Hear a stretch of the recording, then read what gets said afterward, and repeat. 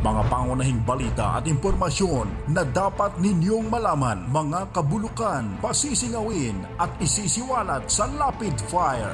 Makabuluhan at makatotohanang komentaryo para sa kapakanan ng bayan. Ihahatid sa inyo ni Percy Lapid, Lunes hanggang Biyernes, alas 9 hanggang alas 10 ng umaga. Samahan si Percy Lapid sa Lapid Fire dito sa DZRJ 810, hatid sa inyo ng 8 Trimedia Broadcasting Network. Magandang umaga. Congratulations. Tagahanga mo kami. Hindi mo lang nakakuha. Matagal na kami nakikinig sa'yo. Kasi magandang programa mo. Bukod sa mayroong tinatalakay na tama sa bayan, mayroong humor.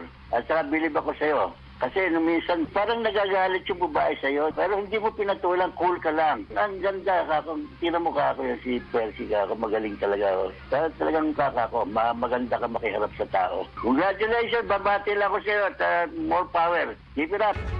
Balita, impormasyon at mga isyong may kinalaman sa bayan, lahat isisiwalat ng walang takot, lilinawin, hihimay-himayin, matapang, ngunit malalim at makatotohanang komentaryo sa Lapid Fire.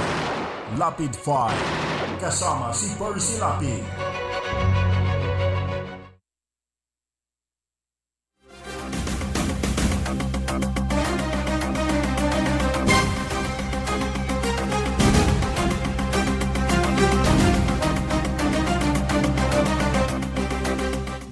Magandang umaga.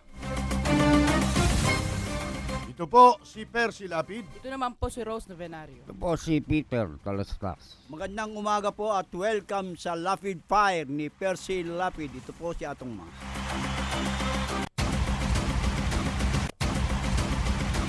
Mga kaibigan, gaya po ng dati, muli po kaming mag-aanyaya sa loob ng isang oras na pagtatanghal ng ating pong palatuntunan. Una na po sa mga balita natin at pag-uusapan nating issue ngayong umaga,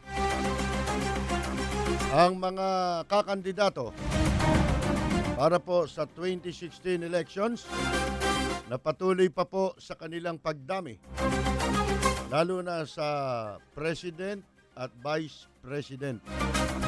Parami sila ng parami. Parang may pabrika na ng kandidato. Si Mayor Alfredo Lim po ay nag-file na ng kanyang Certificate of Candidacy para po sa muling pagtakbo sa 2016 elections bilang alkalde ng Maynila. Katandem niya po bilang Vice Mayor ang dating Congressman. Congressman pa rin naman ngayon, no? Incumbent siya, no? Kaya lang last term niya ngayon, walang talo si Atong Asilo ng 1st District of Manila. Sa Pasay, hindi natin nakalain may magpapile po muli ng Certificate of Candidacy. Akala natin wala nang lalaban dito kay Calixto, Palixtong, tong pakitong kitong, Diligencia, sa Pasay, marami, kasama si Emmy, mga tara, mga kaibigan, no? Ang dami nating issue ngayon, no? Kasi kahapon absent po tayo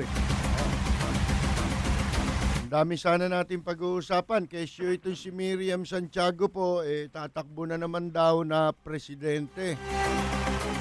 Ito'y kanyang in-announce dun sa launching ng kanyang librong nakakatawa pamagat. Idiots are forever. Ano ba pamagat? Sa bagay, tama rin naman yan.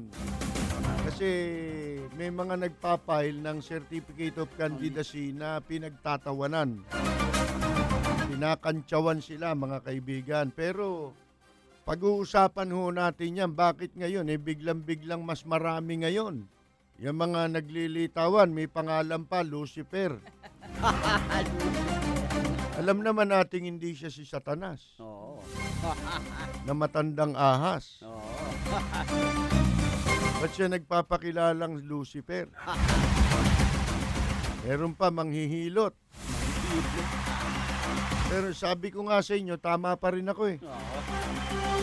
Yung English, hindi barometro kung marunong ang tao. Kasi nag-i-English sila. Tama mga English eh. Oo, galing. Ha? Ang gaganda ng English eh. Eh kung ano, talo kami talaga dyan eh, sa Englishan eh. Naamin naman namin eh, di ba? Mga kaibigan, pero yung English kasi, sabi nga natin sa mga nakaraan pa, matagal na panahon ha, hindi barometro yan, huwag kayong magugulat sa English. Kasi yung English, kadalasan yan, karamihan pa naman ang gumagamit at nag-i-English. Yan po eh mga ano yan eh, mga manloloko. Bakit ho manloloko yung mga karamihan magagaling mag-English? Hindi nagtatagalog. Eh kasi yung English, yan ang pinakamabisang paraan para lukuhin mo yung publiko eh. Kasi hindi nila maintindihan.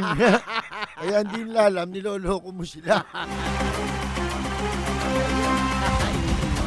Bueno mga kaibigan, yan po ating mga pag-uusapan sa mga nais pong magbigay ng kanilang reaksyon.